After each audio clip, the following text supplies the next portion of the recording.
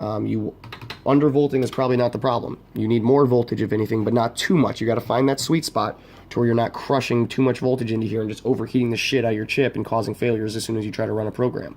So start off at 1.1, go up slowly, go run a program, go run your game, come back in here if it's not stable, add a little bit, add a little bit, add a little bit, and keep running and keep testing, and keep running and keep testing, and keep adding and keep running and keep testing, and blah, blah, blah.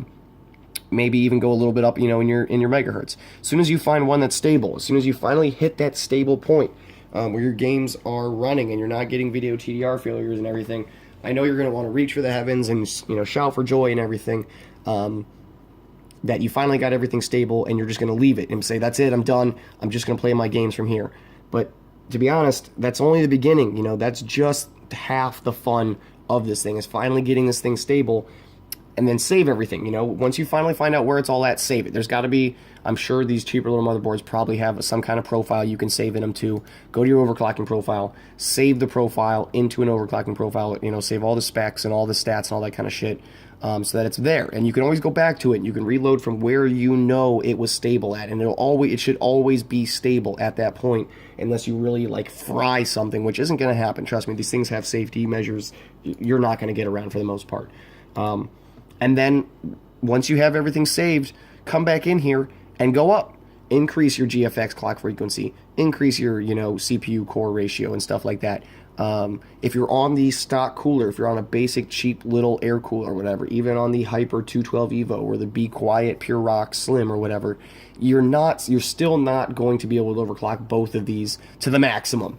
It's not enough cooling. Water cooling is still a little bit better. So be careful, but have fun with it. 3.6 is whack. You should be at least being able to get to 3. If you have a really good air cooler on this thing, Hyper 212 Evo or whatever, try and go to 3.9 on all cores and then try to play with your GFX and see if you can get it stable on that. If not, leave it at the 3.6. It'll turbo boost, up to 3.9 if you got the turbo boost activator or whatever, which I think it does all by itself. I don't think you even have to activate that.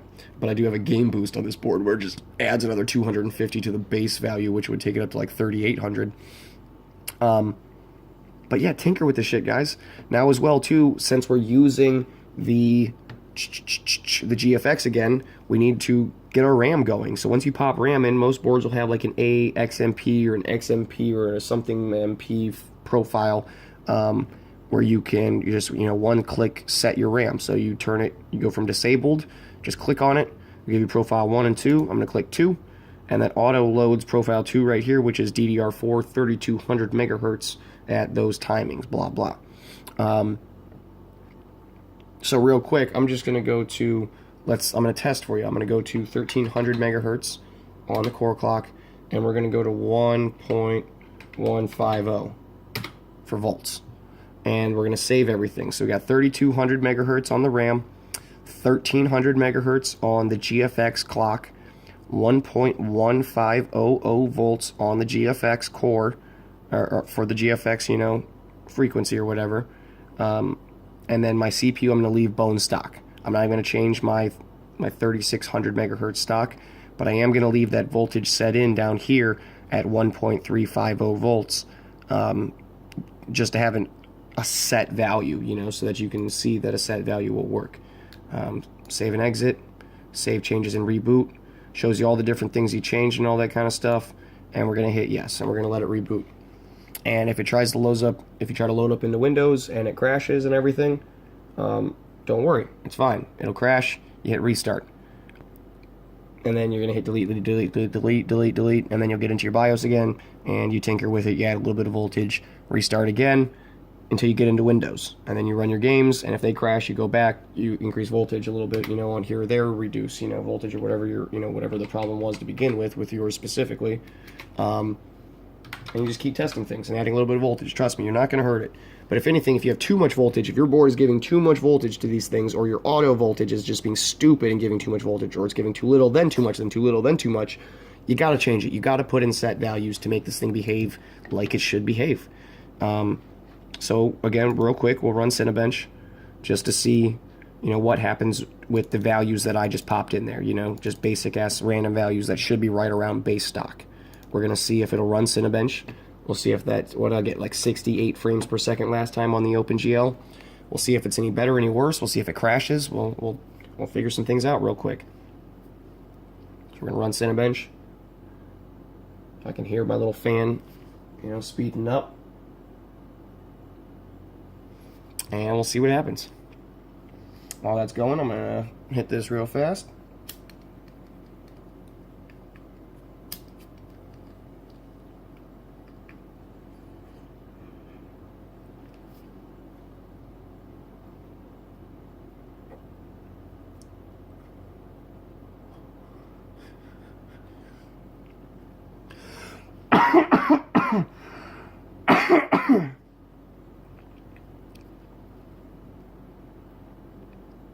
And it went to 65 frames per second. So we lost about 3 frames per second.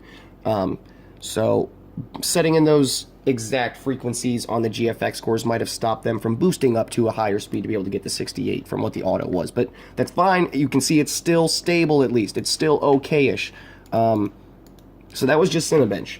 Let's do Counter-Strike real quick, because that was always the one that I had the biggest issues with. So it's getting to be a pretty long video. We're at about 40 minutes right now, so let's run Counter-Strike real fast. And if this crashes on me, then you guys know I fuck shit up. And what I'm going to do is I'm going to go back in and... Oh, I'm not connected to the internet. Forgot, we unplugged our internet, guys, and we never plugged it back in. We never plugged it back in. We've been doing all this without internet this whole time. So as you can see, you don't need internet to, you know, run tests and overclock and blah, blah, blah. You can do it all unplugged from the internet. So if you're worried about, like, security or safety or anything something stupid like that, you'll be fine. Just go with it. All right, Counter-Strike. Real quick, come on. And we'll see if Counter-Strike crashes on us. Oh, you know, I guess I could have just run the Heaven benchmark, since that's a much more demanding benchmark than the other one was. But Counter-Strike's not bad either. Like I said, I could run benchmarks all day and all night before when I first got this thing installed, and then as soon as I'd go into Counter-Strike, it would just crash on me. As soon as I tried to play a game. Inventory, sorry. So it seems to be a little slow, but that could be because I just plugged the internet in, so it's kind of just, you know, tinkering and doing a bunch of dumb shit. But play, find a game, Dust 2, go. Everything's moving. You can see everything's moving pretty quick. And again, I don't have the CPU overclocked whatsoever. We just have it set to an exact voltage on the CPU at 1.35. Now, I mean, I could be trying to open monitoring programs and stuff like that, but I deleted most of my CPU monitoring programs, and I've really just been rocking an MSI Afterburner to tinker with my RX 570 for mining and stuff. So I don't really have CPU ID or anything like that on here anymore. Oh, but I do have ATA64, I guess. And MSI Afterburner can display, you know, some base CPU stats. But I don't think it recognizes the Vega 11 graphics very well. Alright, so we'll jump in here. I mean, I could probably get it to at least display frames per second, stuff like that. Should we try? Yeah, let's try. Oh. Oh. Oh, we're having issues. I tried to Alt-Tab. And it's kind of... Oh. It's lagging. It's lagging. Oh, we're lagging. That wasn't good. Oh, God. Someone's creeping up.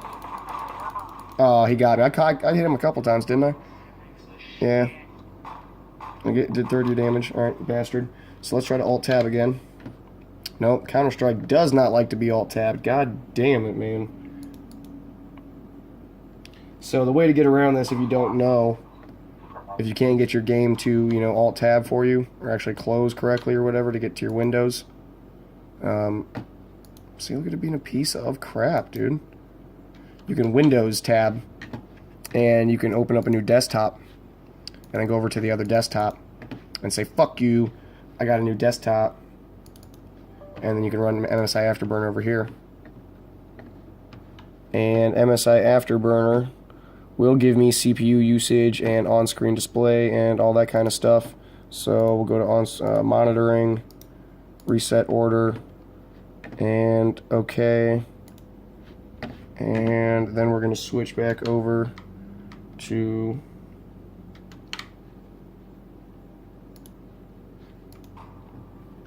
Counter-Strike.